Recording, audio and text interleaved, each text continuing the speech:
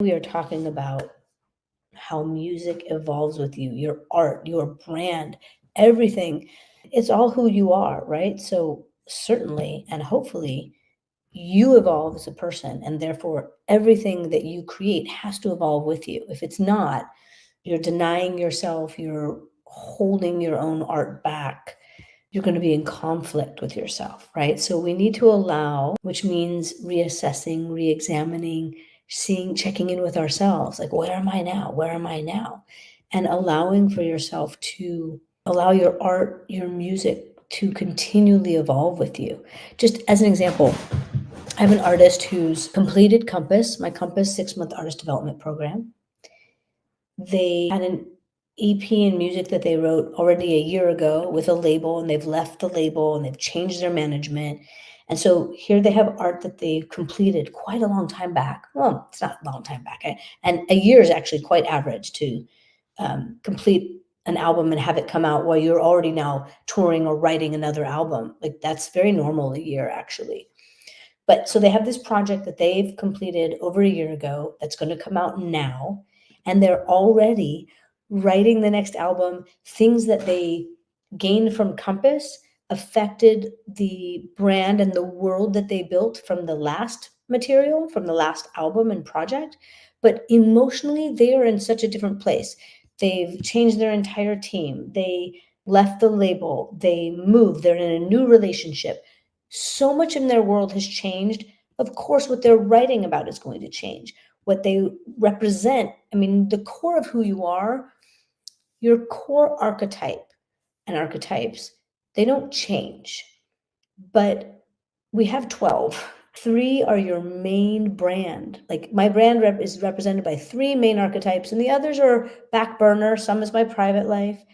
But as you evolve, maybe this archetype here that was quieter, back burner, has lesser character in your art, is now one of the leads because that's where you are in life. So you have 3, this one takes the lead, this one goes into the back burner more, still part of who you are, but now everything you do is going to be colored by this. Let's say it's the jester.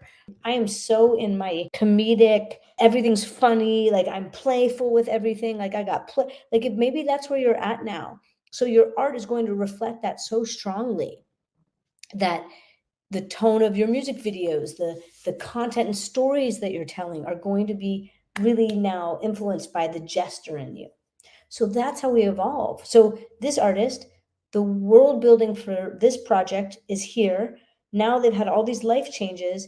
And in fact, they said something so interesting to me. She said, there was something that you said to me during Compass specifically. And I said to them, go look at your room, go look in your house, go look in your closet, go look in your room. What's there? Like, what is that space like that is so important and is so magical to you? What makes your space special for you?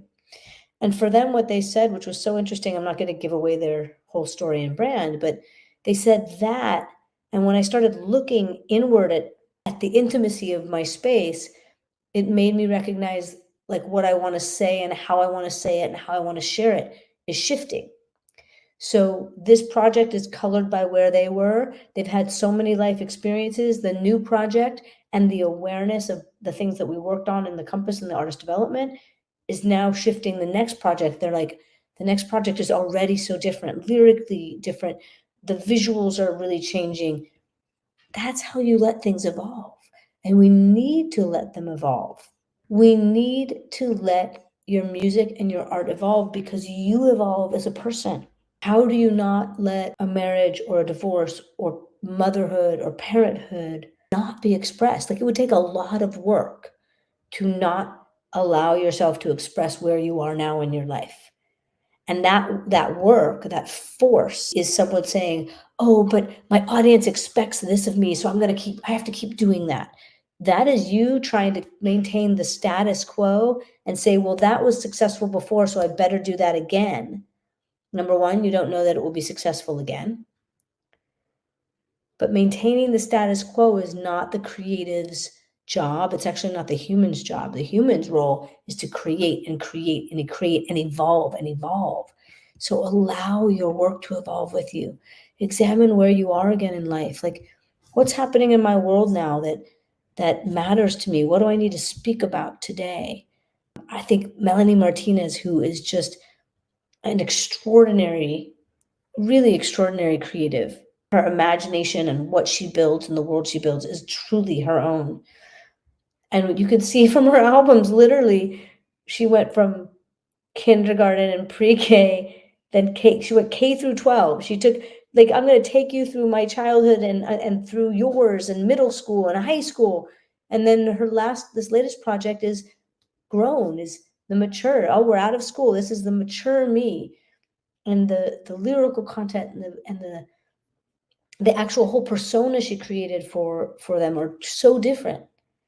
And the other thing that can be important, like when the artist thinks or fears, my audience likes this about me, they need this part of me.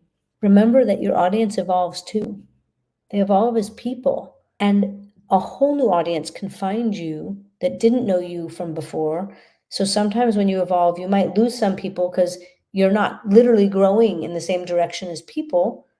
And so you're not resonating with them.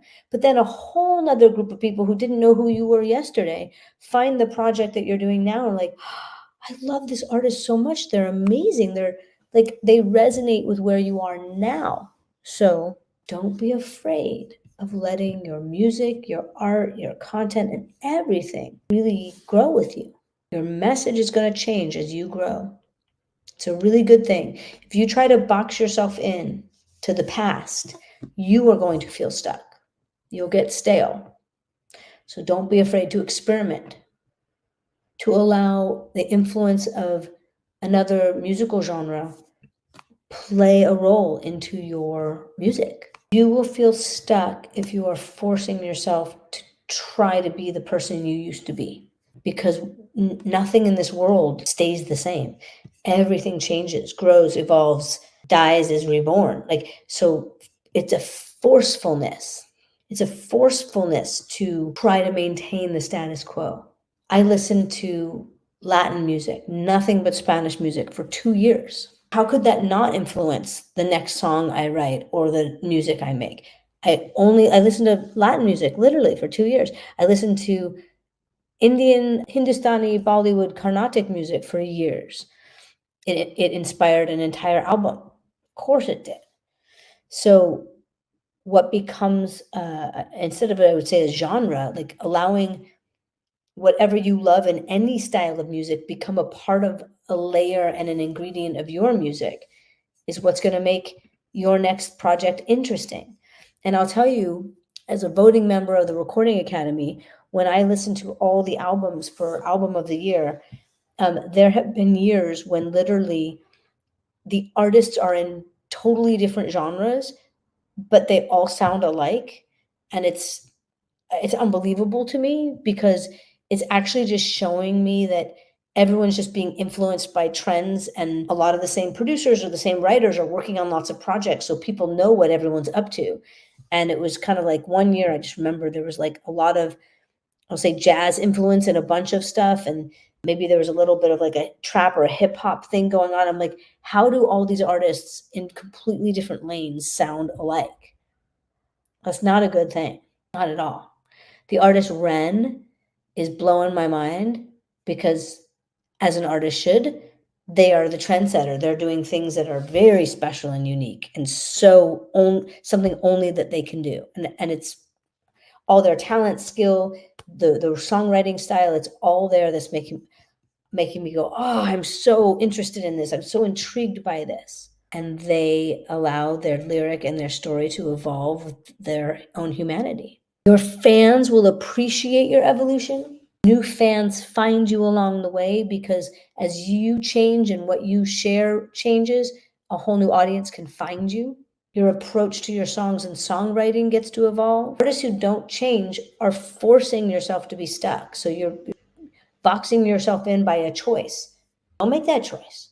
And artists who chase trends that are like changing for a trend, oh, we know those. Right now, I know 3 people just came to mind for you. And you go, oh, yeah, I didn't believe them when they made that change or when they did that song. You're like, I didn't believe it because it's not who they are. They're chasing a sound or a trend. We can witness that falseness. But the authentic evolution of an artist, David Bowie, Ziggy Stardust, David Bowie, we take that ride in that journey because it's true. Beyonce, Sasha Fierce, Beyonce after Sasha Fierce includes Sasha Fierce. We take that ride because it's authentic, because it's believable with your own growth. I think that Sasha Fierce for Beyonce was Beyonce's like way of saying, I'm grown. I'm not of Destiny's Child. I'm not young. I'm not a kid. I'm embodying this feminine, strong, fierce power. It was a way for the audience to accept and receive and see her in a new way. And now Beyonce includes Sasha Fierce. It was her own growth as a person and as a woman. Several artists I know you've worked with are beautiful examples of this. Regina, oh, that's great. She's very authentic and original, and that's all her. I think that for me as a coach, I love great talent. I love uniqueness. I love authentic left of center. And so the people that I work with and who work with me tend to live in that lane because I love and appreciate it so much and honor it, and want to empower it. So who are you? I think a good thing to look at is, who have you always been? Who have you been since childhood? Who are you as a person that like your best friends would describe you? What do people say about you? Like find that core you, because it's not going to change. Like the core of you never changes, but what you are sharing, what comes to the fore, what matters to you, what is driving your purpose will shift. Eminem, like on a mission, angry, rah, like always had this energy. Eminem, like always had this force, right? And I remember when he was about 40, he did a show with Jay-Z in New York. And what I saw was his youthful anger turned into a man on a mission. Same person, maturity, sobriety, purpose. And that energy shifted into something else. Same core person, but it was phenomenal to see. Absolutely phenomenal to see. So go back to yourself and look back at who you are and who you've been since childhood. Like, what have I always cared about? What matters to me? What have people always said about me that that's who I am, you know? And lean into it, embrace it, embody it, and then allow yourself to evolve from there. You know, is this project, is it rooted in your current project? Is it rooted in the heartbreak of a relationship? Is it rooted in, I want to help people forget their troubles and we're just going to have fun on the dance floor? And then your next project, is it rooted in, hey, I fell in love and I want to talk about those feelings, or I want to share something about myself that I haven't shared before? Allowing yourself to look at what matters to you and what you want to say in the world is key. You're here to serve your audience, and that doesn't mean giving them what you think they want, because you actually can never really know what they want. Also, did you all see that meme? There was a really funny, or was it an SNL skit that was like, imagine if Frida Kahlo and Van Gogh had focus groups coming back to them, and it was crazy town. Like it was like a market, I think it was an SNL skit, and it was like a PR group coming back to Van Gogh saying, so we went, the team really likes what you presented, but they're wondering if there could be like fewer swirls and stars. Like, can you imagine knowing what we know right now about Van Gogh and his art and the impact it's made in the world?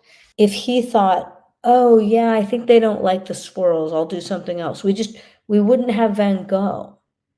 Like, we won't have you if you're trying to guess what's going to be a hit, what your audience wants, if you're like trying to guess the future for, I'll put in quotes, success, whatever that is, as opposed to, where am I in my life? What do I want to say? What is the thing that thrills me, that means something to me, that I want to share with other people? And I want to move an audience in this way. And now let that lead you, and let your musical imagination come to life. Like, I'm imagining like violins and tubas. If you love it and you do it with excellence, there will be an audience for it.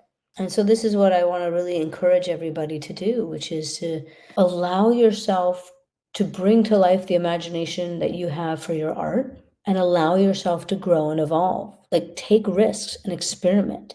And I mean, there's literally a bunch of chocolate bars with bacon in them right now because bacon makes everything taste better. And people know that. And someone said, what would it taste like? What would it taste like if there's bacon in my chocolate bar? And someone did it and went, oh my God, it's delicious. And now we have a bunch of that. Well, that's music. Somebody says, this is my sound and my style, and this is what I want to do. Okay, it's just going to fall. All right. And then a bunch of other artists come up after that because it was successful and say, oh, well, we're going to do that too, you know? But the artist is the trendsetter. So allow yourself to do you, and then don't become a Xerox of yourself. Don't become a caricature of yourself. Allow yourself to grow and evolve because it gives you the chance to just be a better version of yourself. I'm the same me I was as a little kid. I am definitely wiser and more experienced and more mature, more compassionate. It would be a shame if I didn't let myself be those things. Yeah, I would. It'd be like I'd be missing out, and other people would be missing out on who I am. So ask yourself, like, where do you play safe? Where do you make choices that feel, oh, that worked before, so I'll do it again? Where do you hold yourself back from taking a risk? And can you catch when you do that and take the risk? Give it a shot. Don't pick the formula. Don't pick that's what I always do. Can you try something new? Can you allow yourself to bring to life your imagination? Because that's a big deal. You know, when someone makes a film from a book and you read the book and it's sometimes amazing, like, oh, what an incredible thing, but it's never as good as your imagination because your imagination is so unique to you.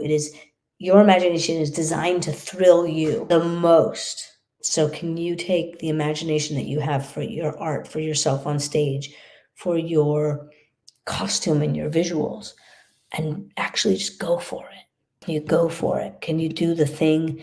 I remember when I was performing, we'd have charts. The MD would make charts for the band, and the band would learn my songs for the shows in New York. Like, you'd have one rehearsal, do a show. And I remember once the MD pointed out to the band, he'd say, hey, guys, remember, after that first chorus, there's an extra 2 bars. And on every song, I had an extra 2 bars. And he'd have to point it out, just, hey, guys, everyone, pay attention to that because it's not standard. It's not a standard songwriting formula. Like, I basically always had an extra 2 bars in my songs. And it was because for me as a singer, I wasn't emotionally ready to just come in right there. Like, I needed a moment. And then maybe in somewhere else in another song, I needed a moment there. And it just didn't feel right to like rush back in, or it felt rushed to come back in. Now, learning as a songwriter and growing as a songwriter, I took that out when I was writing for other people, and to be more, maybe the word is traditional or more pop, I ended up taking those out and being more like, oh, let's get right to the chorus there. Always, of course, still going by feel, but when it was my songs, I was doing that. And what I recognize is it might not be standard, but it would become my signature if I continue to do that. And if I did it in any song, like, oh, I'm writing with someone else and I still think those 2 bars should be there, those extra 2 bars, right? That would become my own signature. Like, unconsciously, people would recognize one of my songs, or it would make it different because that exists. I would also do like a retard on lines where, you slow down, which really came from like jazz standard and maybe a little musical theater, but more like I used to do jazz standards when I was a teenager. I had a jazz trio and I sang jazz standards. And in college, 2 nights a week, I had a paid gig at a piano bar and I sang jazz standards. And I would, because just being accompanied by a pianist and those songs lend itself, like I would slow down in places and you change, come out of the tempo. Yeah, do that in a pop tune. Why not? That would make it different. Follow your imagination and you are the trendsetter. You're going to do a thing that only you would do. If you allow yourself to bring your artistic vision to life. And that's the one we need. We need your vision. You're the only one who could create it. I want your story. I want the way you do things. You know, John Morland sits and finger picks the guitar, closes his eyes the whole show, and makes me cry. Now, some other artist, if they were to close their eyes the whole show, it wouldn't work. It wouldn't work for someone else. Like, no, I don't buy that performance. Works for him. Sia performed with a wig, right? We didn't even see her face. Did it matter? Emotionally powerful and raw and present and just when she sings, like, it gets me here. Did I need to see her face? No. She did it without it. That was what she wanted, because she didn't want to be a celebrity. She didn't want to be famous. So she hid her face, but emotionally gave us everything. Songwriting, amazing. Find your thing, hone in on it, make it your thing, and then allow yourself to evolve, layer it, tweak it, adjust it.